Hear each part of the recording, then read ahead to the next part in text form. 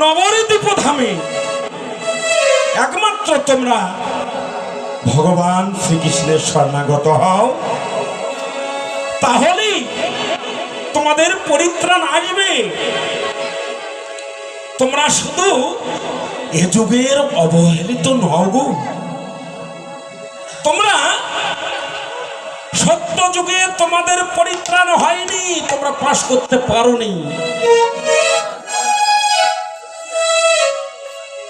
সত্য যুগে ফেল করেছি, তাই আমরা আবার ত্রেতা যুগে এসে জন্মগ্রহণ করেছি।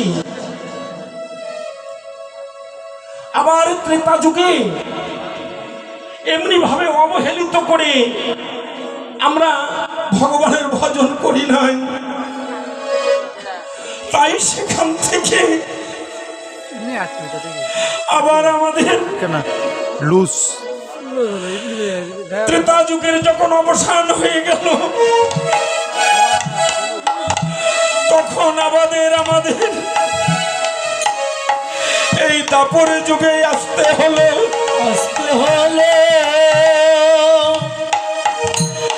দাপর যুগে কৃষ্ণ নিকটে পেয়ে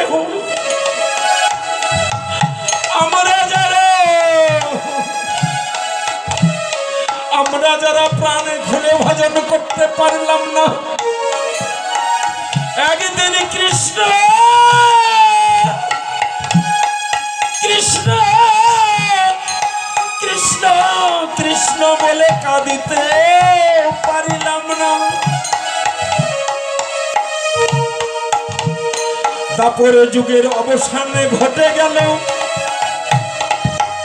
এবার আসলাম আমরা এই অবহেলিত কলিযুগে। বারে বারে ফেল করিতে করিতে এবার আমরা সর্বশেষ কলিতে এসেছি। শুধু কলি নয় গো, পাপাচ্ছন্ন কলি, যে কলিযুগে জীবের অন্নগত প্রাণ স্বল্প আয়ু আর মায়াগত মন, মায়াগত তোমরা পারিবে না কঠোর ভজন সাধন করিতে, তাই দয়াল নিতাই গৌর গোলকের গোপন মধুমাখা কৃষ্ণ নাম নিয়ে জীবের দাঁড়ে দাঁড়ে ঘরে ঘরে গিয়ে নাম নিয়ে ডাকিতাছে। দয়াল নিতাই গৌরামা, নিতাই গৌরামা,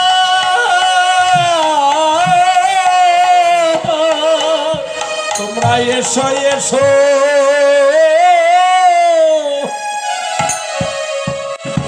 মোরা গৌর ভজন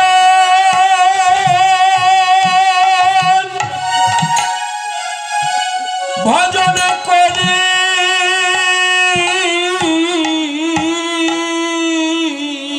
তোমরা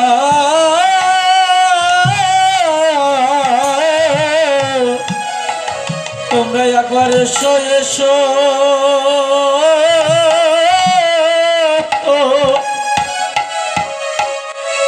গৌর ভজনা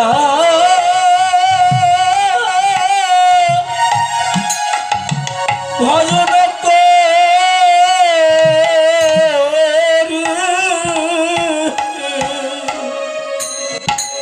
বুঝিয়া মনের সময়,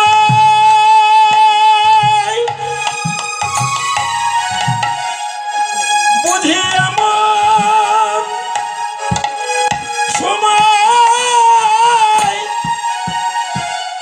তোমাদের আর হবে না, তোমরা এসো এসো,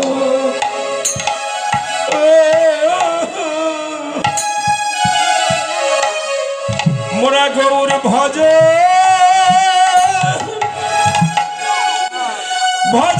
করি।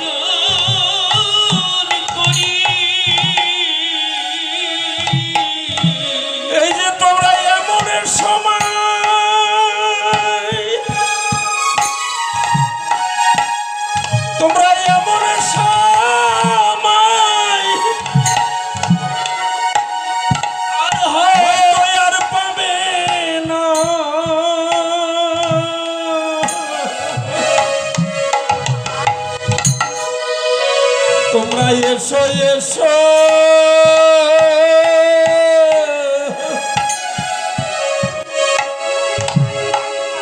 গৌর ভজন ভজন করি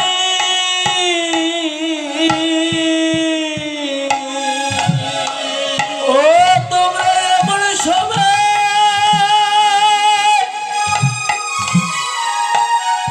ওরে এমন সময় আর পাবে না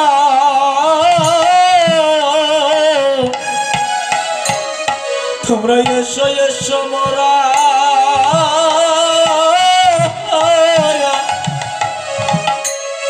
গৌর ভজন ভজন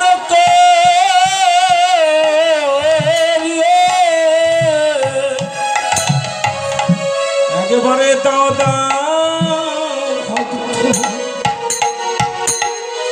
আমায় চরে চরণে ধুলি একবারে দাও ভক্ত আমায় চরণ ধুলি একেবারে দাও ভক্ত আমায় চরণ ধুলি আমায় দাদা ভক্ত আমায় ধুলি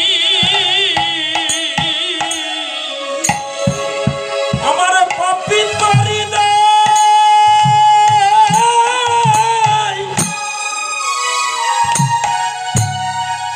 আমি শীতল করি একবারে দাও ভক্ত আমায় চরণ ধুলি আমার পাপি তরি আমি ধন্য করে একবার দাও ভক্ত তোমাদের চরণ ধুলে আমার এই তাপিত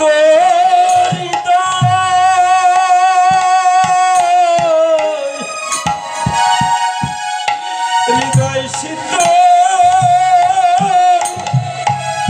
শীতল করি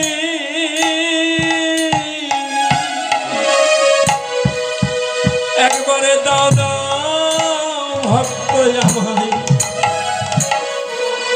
আমায় চরণ ধুলি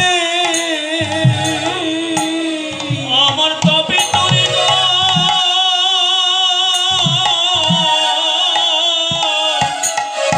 আমি শীতল কোটি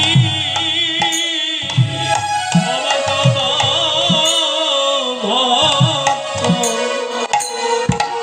চরণ ধুলি এই যে তোমরাই বুঝি আমার গৌর ভজনে সঙ্গী হবে তোমরাই বুঝিয়া আমার গৌর ভজনের সঙ্গে কেবল তোমরাই বুঝি আমার ভজন পথে সঙ্গী হবে তোমরাই বুঝি আমার ভজন পথের সঙ্গে আমি যেন ভজন পথে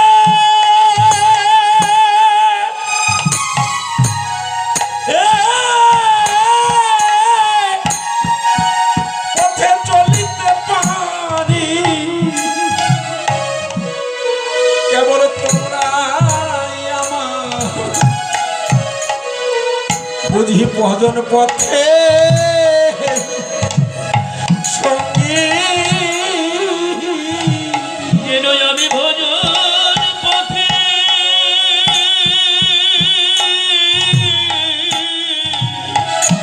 আমি চলিতে পারি। ওগো তোমরা আমার ভজন পথে সঙ্গী। এই যে ভজন পথে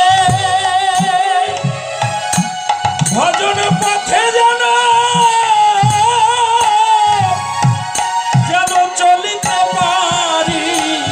একবার উলোর ধরিয়া জলের ধরি দিয়া উলুর ধরিয়া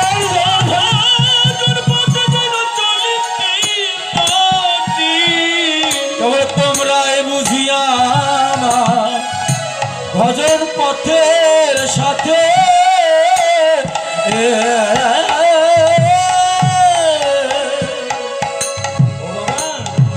কেবল তোমরাই বুঝি আমার এই ভজন পথের সঙ্গী। যারা যারা তারা তারা সেদিনে যারা ছিল আজকেও তারা এসেছে। সেদিন আমার সঙ্গে আপনাদের সঙ্গ হয়েছিল, তাই আজকেও আমাদের সঙ্গ জুটেছে। তাই যারা যারা তারা তারা সেদিন যারা ভজন করেছিল আজকেও তারা ভজন করছে। পরিবার, আপনারা সবাই এই মাকে আশীর্বাদ করবেন, কৃপা করবেন। এই মা ব্যাধিগ্রস্ত হয়েছে, সবাই আশীর্বাদ করবেন। ও যেন এই গৌর ভজন করে যেন রোগ মুক্ত হয়ে যায়।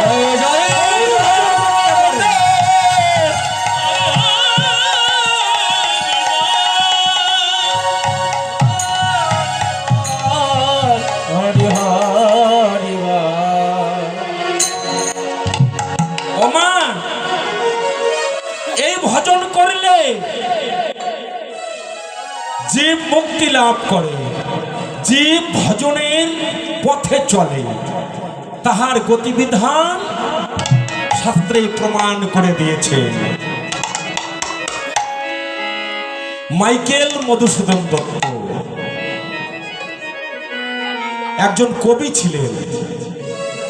মাইকেল মধুসূদন দত্ত রাস্তা দিয়ে চলাচল করে নিজ আশ্রমের পথে ধাপিত হয়েছে। এই রকম রাস্তার পাশে লীলা কীর্তনের আসর মজেছে। পাশ দিয়ে যাচ্ছেন আর মনে মনে চিন্তা করছেন একটু কীর্তন শুনি না। কোনোদিন তো কীর্তন শ্রবণ করা ভাগ্য হয় না, তো আজকে যখন এই রাস্তার পাশ দিয়েই যখন যাচ্ছি একটু কীর্তন শ্রবণ করি। কবি তো আপনার মতো আমার মতো তো আর নয়। তাদের বিদ্যা আছে, বুদ্ধি আছে, কবিত্ব আছে। ঠিক যেন অফিস কক্ষ আছে, অফিস কক্ষে এসে চেয়ারে বসলেন, আর সঙ্গে একজন সঙ্গী ছিল। ও কি করলো, আপনাদের মতো ঠিক যেন এসে সম আসনে বসে গেলেন। বসে কীর্তন শ্রবণ চলছে, মধুর কীর্তন, সুন্দরভাবে কীর্তন পরিবেশন করছে পদকর্তা। কীর্তন শ্রবণ করছে, একে অপরে আলিঙ্গন করছে, চরণ ধুলি অঙ্গে মাখছে। অফিস কক্ষ থেকে মাইকেল মধুসূদন দত্ত সবকিছু লক্ষ্য করলেন। লক্ষ্য করে মনে মনে চিন্তা করলেন, কীর্তন হচ্ছে হোক, কিন্তু এই যে মাঝে মধ্যে একে অপরে একজন আর একজনকে ধরে আলিঙ্গন করছে, না হয় আলিঙ্গনও হলো, প্রেম নিবেদন হলো, কিন্তু ওই যে আবার চরণ এই মাটিতে আবার এই যে হাত সত্যাসত্যি করছে, এটার কারণ কি? মাথা ঠিক নেই। ইশারা দিলেন, ওদের সঙ্গে যে এসে বসেছিল ওকে ইশারা দিলেন, এই রাত্রি হয়ে গেছে, চলো এখন চলে যাই। এর সঙ্গীটার উঠে যাবার মতো মন মানসিকতা নেই। কীর্তনে যাহার মন মজে যায় তার আর ক্ষুধা তৃষ্ণা থাকে না বাবা। নিয়মিত যদি কেহ আল্লাহর ভজন করে, মসজিদে যাবে খুবই দ্রুত গতিতে, আসার গতিটা কিন্তু খুবই ধীরে। হ্যাঁ, এ বাবারাই ভালো জানে মসজিদে দ্রুত গতিতে যেতে হবে, আজান পড়ার সঙ্গে সঙ্গে দ্রুত গতিতে সব কর্ম ছাড়ি যাইতে হবে আল্লাহর বাড়ি, মসজিদ থেকে ধাবিত হবে। কিন্তু যখন নামাজ হয়ে যাবে তারপরে আসতে হবে ধীরে ধীরে। মসজিদ থেকে বের হওয়া মানে আবার ওই সংসারের মায়া গ্রাসের মধ্যে পড়া। আমরা মন্দিরে আসি, যারা কীর্তনে মন একবার ডুবে যায়, যদি কেহ ডাকে, না গো প্রতিদিন তো কত তো সেবাই হয়, আজকের সেবাটা এই কীর্তন দল কীর্তন শেষ না হওয়া পর্যন্ত সেবা করব না, উঠতে মন চায় না। সেরকম কীর্তনী আমি হতে পারি নাই। আমাদের আর একজন মহারাজ আমার আগেই কীর্তন করে গেল, বেনি মাধব, মধুর মধুর মধুর কীর্তন। কেন ভক্তবৃন্দ কেন উঠবে? আমি এমন ফাঁকা কপালে, সকালবেলাও খালি, এখনো রাত্রি 9টা থেকে 12টা তো খালি। আপনারা 2-1 টাকা করে টাকা দেবেন, আমার কি ভরবে ঝুলি? সবই তো খালি, খালি কপাল নিয়ে জন্ম নিয়েছি আমি। হ্যাঁ, আমার আসলে মানুষ থাকে না, চাটাং চাটাং করে কথা বলি, আমার কথায় কোনো রস নাই, মধু নাই, কিচ্ছু নাই। তার কারণটা কি জানেন? হ্যাঁ, তার কারণ আমার যেদিন জন্ম হয়েছিল আমার মা গল্প করেছিল যে আমার যেদিন জন্ম হয়েছিল সেদিন, আচ্ছা সন্তান জন্ম নিলে সন্তানের বদনে প্রথম আগে কি দিতে হয়? হ্যাঁ, এই মাসিরা ওরা না হয় না জানে, তোমরাও কি জানো না? মনে নাই কি দিতে হয়? মধু। হ্যাঁ, মধু দিতে হয়, মধু। কিন্তু আমার যেদিন জন্ম হয়েছিল গো মা, সেদিন আমাদের ঘরে বলে মধু ছিল না। হ্যাঁ, সেই জন্য আমার কীর্তন সবাই ভালোবাসে না, চাটাং চাটাং করে কথা বলি, আমার কীর্তন ভালো লাগে না। হ্যাঁ, যখনই আমি আসরে উঠি আসর ফাঁকা। হ্যাঁ, সেই দশাই হয়নি, সেটাই হয়েছে। মানে যে মুকুট জন্মেই কোনো মধু পড়েনি, সে মধুর মতো কথা কি আর আসবে গো? আসবে না তো।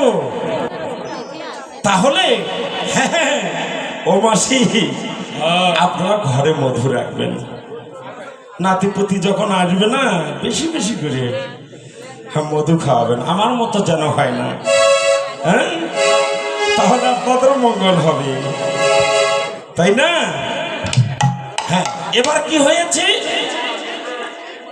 এবার মাইকেল মধুসূদন দত্ত ওকে ডেকে নিয়ে বলছে যে অনেক রাত্রি, এখন তো ভ্যান রিক্সা আর কিছু পাওয়া যাবে না, তাহলে চল আমরা একটু হেঁটে হেঁটেই আমরা যাই। যাচ্ছে আর বলছে, আচ্ছা আমি তো আসরে প্রবেশ করি নাই, আমি অফিস কক্ষে বসেছিলাম চেয়ারে। হরি বল।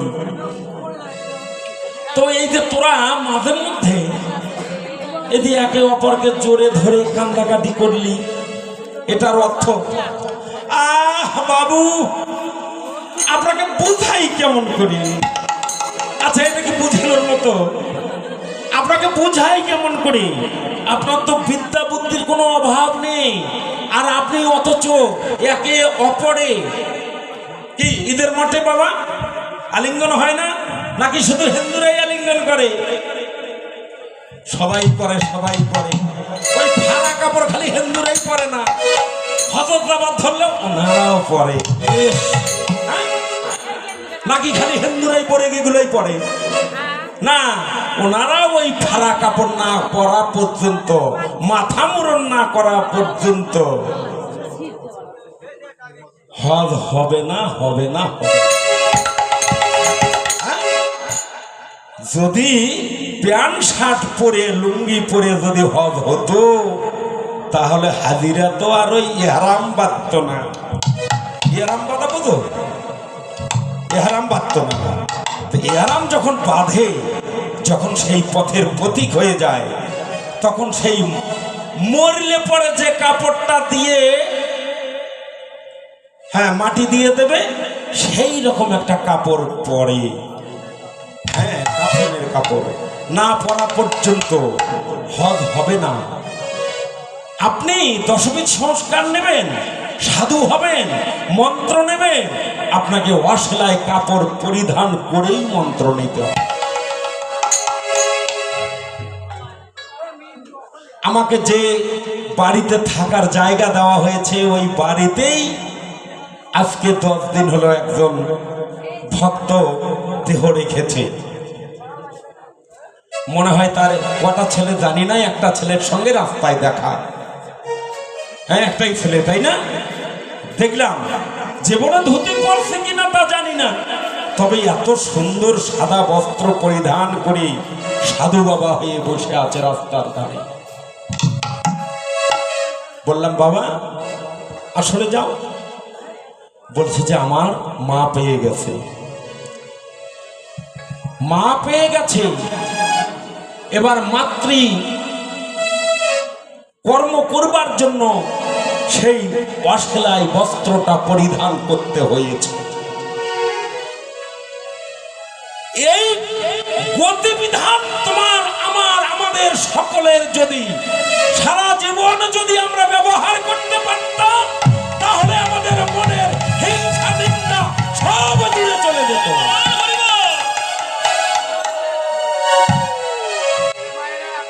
কিন্তু আমাদের শেষ সকল সবকিছু ভুলে যায়, ভুলে গিয়ে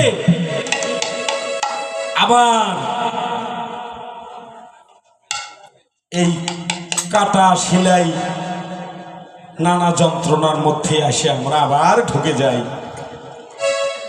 শাড়ি আর ভালো লাগে না, সবাই কয় মেসকি পরাই ভালো। পরিস না কে পর বেশি করে পর। মেসকি পরাই ভালো। তুমি দেখেছো 33 কোটি দেবতার কোন দেবতা মেসকি পরে? এই তুমি পড়ো কেন? ফল পেয়েছো, ফল পেয়েছো, মেসকি পড়ো। ওটার তো এমন আর কাপড় নেই, মাথার দেয় এখন ভাসুর, সামনে পড়লে শ্বশুর, সামনে পড়লে না না ভাসুর তো হয়ে গেছে পর্দা, আর শ্বশুর হয়ে গেছে তো বাবা। মাথায় কাপড় না দিলেও চলে। এই মরণ হবে না, মরণ মরবা না, মাথাতে আগুন লাগবে নে না। হরি বল, হরি বল। তাহলে এগুলো অভ্যাস করতে হবে। এগুলো যদি অভ্যাস না করি, তাহলে কিন্তু এই হরি হরি সব ফাও কথা বলা হয়ে যাবে। আমাদের ভজন পথে ধাপিত হতে হবে, না হলে কিন্তু হবে না। গতিবিধানটা কেমন আরো বলছি। আচ্ছা তোরা ওই যে চরণ এমনি করে চরণ ধুলি না কি, আমি তো কিছু বুঝতে পারলাম না। এগুলা করলি কেন? বলছেন বাবু আপনি তো কবি, আপনাকে আমি কি কতটুকু বোঝাতে পারবো? আপনি তো কবি, আপনি কবি, কবিত্ব লেখুন, একটা কবিতা লিখুন যে সনাতন ধর্মে এমন এমন করে ভক্ত ধুলায় গড়াগড়ি যায় কৃষ্ণ প্রেম আহা আর সাধন করবার জন্য গৌর প্রেমে বিভোর হয়ে তারা এমনই করে। এসো এসো তোমরা আমরা সবাই গৌর ভক্তের চরণাগত হই। হরি বল হরি বল। আপনি লেখুন। বলছে না তোরে সব কথা ভালো লাগে না, তো এই চরণ ধুলি নিলে কি হয় তুই আমাকে সে একটু কিছু বলতো। বলছে বাবু এই চরণ ধুলি আস্বাদন করলে এই দেহের যত কুটিলতা আছে সব কিছু পরিহার হয়ে যায়, প্রেমের উদ্বেগ জাগ্রত হয়। তাতে কি হয়? তাতে কৃষ্ণ কৃপা হয়, কৃষ্ণ কৃপা হয়। তাহলে তো আমি পরম অমূল্য ধন আমি ছেড়ে আসলাম। যা যা যা যা তুই একটু গিয়ে ওখান থেকে আমাকে একটু চরণ ধুলি নিয়ে এসে দিবি। তাই ওই সঙ্গী এসে এখন কি করে, কবির কথা রাখতেও হয়, তাই এসে ভক্তবৃন্দ যখনই বসে আছে ওখানে এমনি এমনি করে চরণ ধুলি, হ্যাঁ চরণ ধুলি জড়াইয়ে জড়াইয়ে একটা পলিথিনের মধ্যে জড়াইয়ে নিলেন। কিছু অংশ জড়াইয়ে নিয়ে মুখটা বেঁধে কবির হাতে দিলেন। কবি নিয়ে চলছেন। কবির রুমে গিয়ে প্রবেশ, আর এই ভক্তের রুমে গিয়ে প্রবেশ। কবি এখন মনে মনে চিন্তা করছেন এ চরণ ধুলি কি, এই কৃপাটা আজকে রাত্রিতে আমাকে বুঝতে হবে। এর আগে আমার কোনো কবিতা রচনা করা সম্ভব নয়। আগে আমাকে জাস্টিফাই করতে হবে, আগে পরীক্ষা করতে হবে। এই মৃত্তিকার নিচে জল আছে শুনি নাই, শুনেছি কিন্তু জল আছে কিনা তাহা কখনো প্রুভ করি নাই। এক সময় জলের খুব অভাব ছিল এই দেশে, নদীর জল খেত, পুকুরের জল খেত। বৈজ্ঞানিকরা আসে এগুলা দেখে এখন তো অনেক টিউবওয়েল, মার্শাল মোটর অনেক কিছু ব্যবহার হয়েছে। আর তো পুকুরের জল খাওয়া লাগে না, লাগে গো মাসি, লাগে না। তাহলে তদনুরূপ আমাকে দেখতে হবে এই চরণ ধুলি নিয়ে যে ওরা পারাপারি করে, এই চরণ ধুলির কত শক্তি আমাকে দেখতে হবে। একবার শোয় আবার উঠে ওই পলিথিনের ব্যাগটা একটু বোলাইয়ে বোলাইয়ে আবার রেখে দেয়। কই না তো, কৃপা হচ্ছে না। ও তো বলল যে এটা পরশ করলেই কৃষ্ণ ভক্তির হৃদয় হয়, কিন্তু কই আমার তো হচ্ছে না। এমনি করে অঙ্গে লেপিত করছে, কিন্তু পলিথিনের ব্যাগের ভিতর তো আছে, পলিথিনের বাহিরে তো না। এমনি করে কয়েকবার লেপন করলেন, আবার শুনলেন, কিন্তু মন ঠিক থাকছে না। আবার উঠিয়ে এবার মনে করছে এই পলি ব্যাগটা খুলতে হবে। পলি ব্যাগটা মুখটা খুলে চরণ ধুলি একটু নিয়ে মস্তকে ধারণ করে হৃদয়ে ধারণ করছে। আপনা আপনি দেহের যত কামনা বাসনা ছিল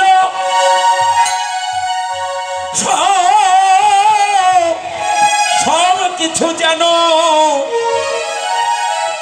দেহ থেকে যেন দূরীভূত হইতে লাগলো।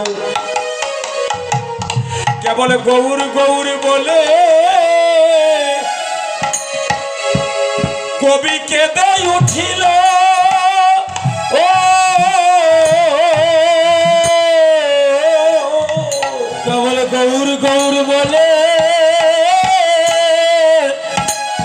কবি কেঁদে উঠিল। এই যে একবারে চলো চলো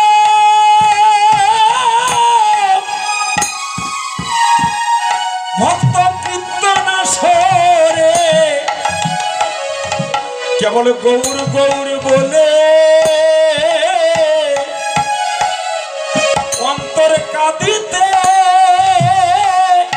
কাঁদিতে লাগলো। মনে চলে যায়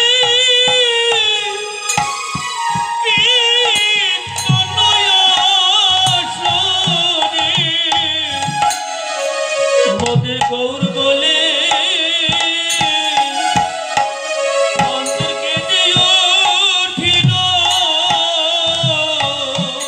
এই যে রাতের অন্ধকারে ঘরের থেকে বাহির হইয়ে কীর্তনাসরে ভক্তের চরণ ধুলা মাঝে এসে পড়ে গেল। এবার কবি বলছে একবারে দাও দাও সবে আমায় চরণে ধুলি একবার দাও দাও সবে আমায় চরণ ধুলে। এই যে আমার মনের ময়লা সব, এই যে মনের ময়লা সব দূরে চলে গেল। একবারে দাও দাও সবে আমায় চরণে ধুলি।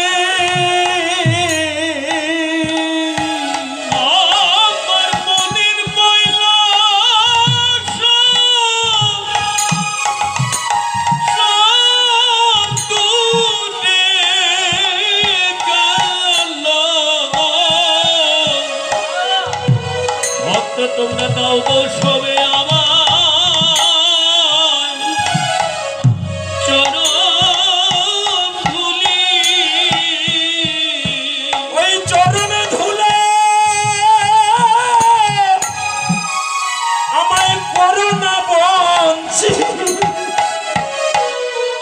একবারে দাও দাও সবে আমায় চরণে ধুলি। আমায় চরণ ধুলে ওর করোনা বলছে। একবার দাও দাও সবে আমার বৈষ্ণব চরণ ধুলে। শুধু এ জন্মে নয় কেবল জন্মে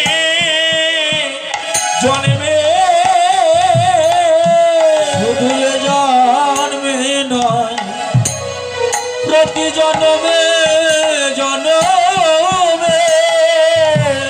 আমি যেন ভক্ত হয়ে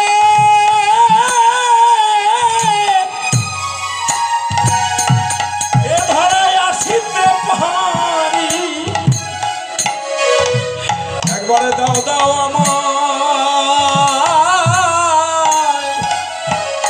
আমায় চরণে ধুলি। আমি যেন ভক্ত হয়ে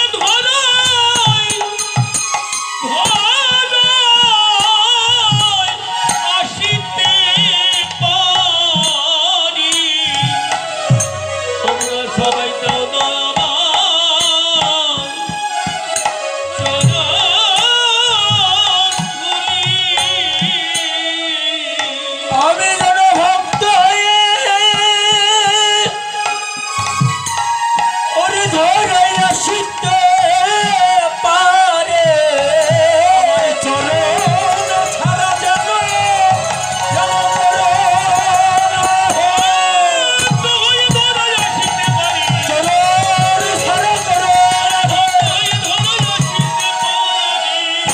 আমি যেন চরণ ছাড়া ওরে করো না হে আজ এই মধুময় নবদ্বীপ ধামে আর বলো সেই অবশ্যই অঙ্গ না আর অলসে অবশ্যই অঙ্গ ধরনে না যায় অলসে অবশ্যই অঙ্গ ধরনে না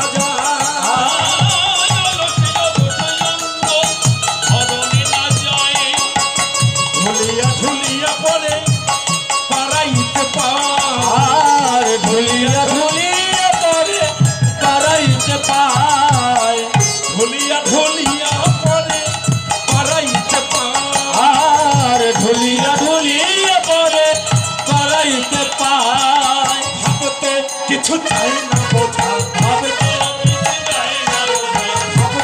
কিছু চাই না বোঝা ভাবে তো কিছু যায় না বোঝা বল হরি বলে ভাবতে কিছু চাই না বোঝা বলে হরি বলে ভাবে তো কিছু যায় না বোঝা বল হরি বলে ভাবতে কিছু চাই না বোঝা ভাবে তো কিছু যায় না বোঝা ভাবে তো কিছু যায় না আর ঢুলিয়া ঢুলিয়া পরে পারাইতে পায় বাসুদেব ঘোষে কহে আর বাসুদেব ঘোষে কহে তোরা কেন কান্দে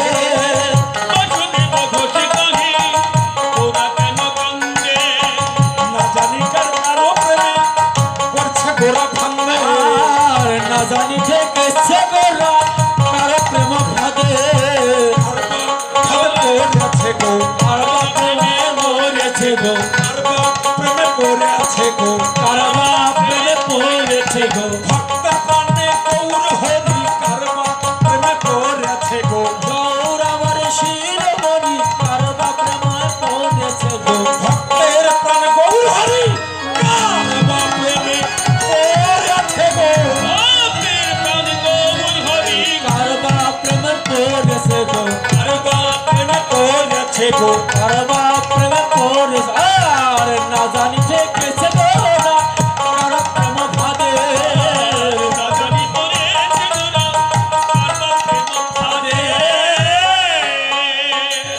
আমার ভক্তের প্রাণ গৌর হরি কার বা প্রেম ভাবে পড়েছে।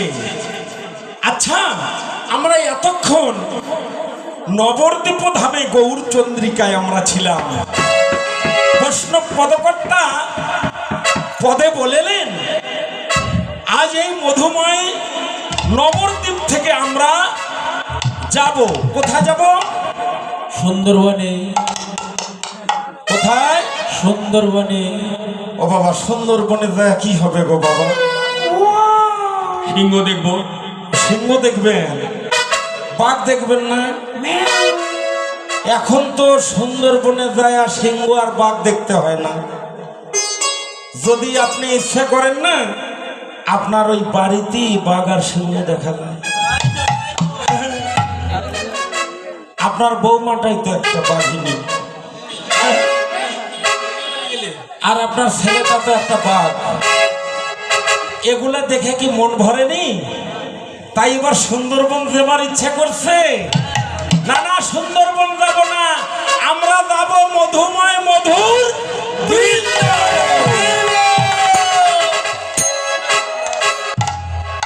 শুধু কি আমরা এই কীর্তন দল যাব না আপনারা যাবেন? সবে যাইব। সবাই যাবেন? হ্যাঁ, এই আসতে, এই যে হাউসের মাসিরা, তোমরা যে বৃন্দাবন যাবা,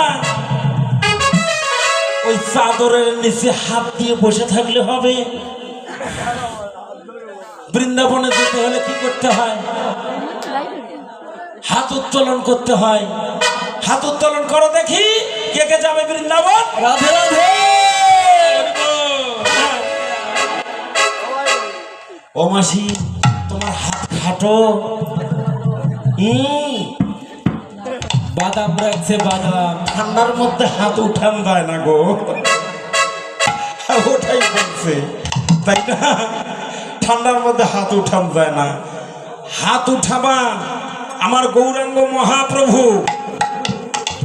যদি ইচ্ছা করত তাহলে সোনার এই যে সারি গাড়ি বাড়ি সব কিছু স্বর্ণ দিয়ে গড়াতো, কিন্তু কিচ্ছু নেয়নি। কলিযুগে এ কলিযুগে হাত উত্তোলন করে দেখালো, দেখো আমার কাছে কিছুই নেই, আমি এসেছি খালি হাতে, আমি যাব কিন্তু খালি হাতে। তোমরা একটু হাত নিচে করে থাকো কেন? পানির টোপলা আছে ভিতরে, সোনার গহনা আছে বুঝি? হ্যাঁ, তবে সোনার গহনা ছাড়ো, অহংকারের অলংকার পরিহার করো, করে হাত উত্তোলন করতে হবে যে আমি বৃন্দাবনে যাব। কি তোমরা কি বসে বসে যাবে না নৃত্য করতে করতে যাবে? কত আনন্দ করে ছেলে মানুষ দেখে আমি দুইটা খোলের বান নিলাম, আর সে দুটো মনে হচ্ছে আজকের জন্য 80 বছরের বুড়া। হ্যাঁ, এই এখনো কি দাঁড়াতে বলতে হবে নাকি? হ্যাঁ, কি ব্যাপার? ও এটা দাঁড়াইছে, হ্যাঁ, হরে কৃষ্ণ। তাহলে কি হলো অমাসিরা, তোমরা দাঁড়াবে না হাত তুলবে? হাত তুলবা? কেমন পারেন? হ্যাঁ, রেডি রেডি কিন্তু। ও চলো যাই, চলো যাই মধুর রসের বৃন্দাবনে যাই, চলো যাই, চলো যাই, চলো যাই, মধুর রসের বৃন্দাবনে যাই, যাই গো মধুর রসের বৃন্দাবনে যাই। ও চলো যাই, চলো যাই, চলো যাই, চলো যাই, মধুর রসের বৃন্দাবনে যাই, যাই গো মধুর রসের বৃন্দাবন যাই। বৃন্দাবনের আকাশ মধুর বাতাস মধুর ভাই, বৃন্দাবনের আকাশ মধুর বাতাস মধুর ভাই, বৃন্দাবনের আকাশ মধুর বাতাস মধুর ভাই, বৃন্দাবনের আকাশ মধুর বাতাস মধুর ভাই। ও চলো যাই, চলো যাই, চলো যাই, মধুর রসের বৃন্দাবনে যাই, যাই গো মধুর রসের বৃন্দাবনে যাই। বৃন্দাবনে উলোর ধ্বনি জয়ের ধ্বনি ভাই, বৃন্দাবনের ধ্বনি জয়ের ধ্বনি ভাই, বৃন্দাবনে উলোর ধ্বনি জয়ের ধ্বনি ভাই, বৃন্দাবনের উলুর ধ্বনি জয়ের ধ্বনি ভাই। ও চলো যাই, চলো যাই, মধুর রসের বৃন্দাবনে যাই, যাই গো মধুর রসের বৃন্দাবনে যাই। চলো যাই, চলো যাই, চলো যাই, চলো যাই, রসের বৃন্দাবনে যাই, যাই গো মধুর রসের বৃন্দাবনে যাই। ও চলো যাই, চলো যাই, চলো যাই, মধুর রসের বৃন্দাবনে যাই, গো মধুর রসের বৃন্দাবনে যাই। রাধা রানী কি? এই মাসিরা, ভোল্টেজ নাই, ঘরের চার্জ নাই, কি ব্যাটারি এত লো কেন? খাওয়া হয় নাই। হ্যাঁ, রাধা রানী কি?